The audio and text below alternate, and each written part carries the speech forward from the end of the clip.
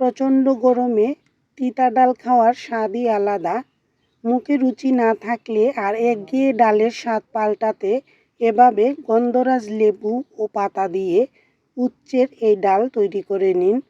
কম তেল মশলায় তৈরি করা যায় আর খেতেও কিন্তু অসাধারণ স্বাদ।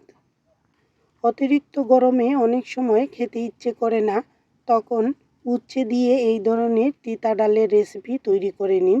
খুবই সহজ একটি রেসিপি আর ভীষণ স্বাস্থ্যকর। গাছ থেকে গন্ধরাজ লেবু তুলে নিয়েছি আর সেই সাথে 2টি লেবু পাতা আর উচ্ছে। যেহেতু দেশি উচ্ছে তাই 3টি উচ্ছে নিয়েছি।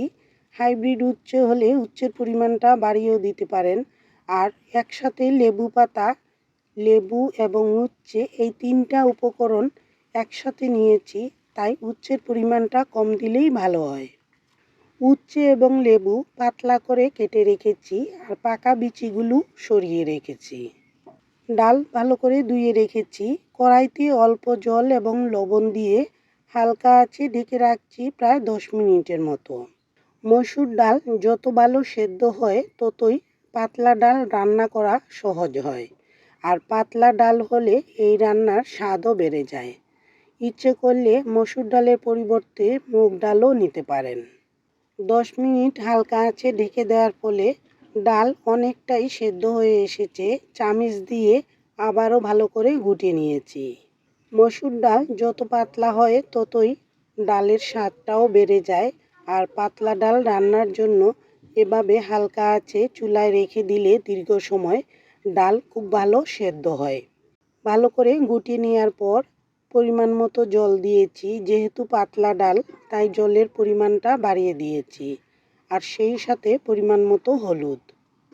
এবার চুলার আঁচ বাড়িয়ে দিয়ে আরও 3-4 মিনিট জাল দিয়েছি আর জলটা ভালো করে ফুটিয়ে আসলে নামিয়ে রেখেছি। সেদ্ধ ডাল নামিয়ে রেখে কড়াইটা ভালো করে ধুয়ে আবারও বসিয়ে দিলাম আর তাতে সামান্য তেল দিয়েছি।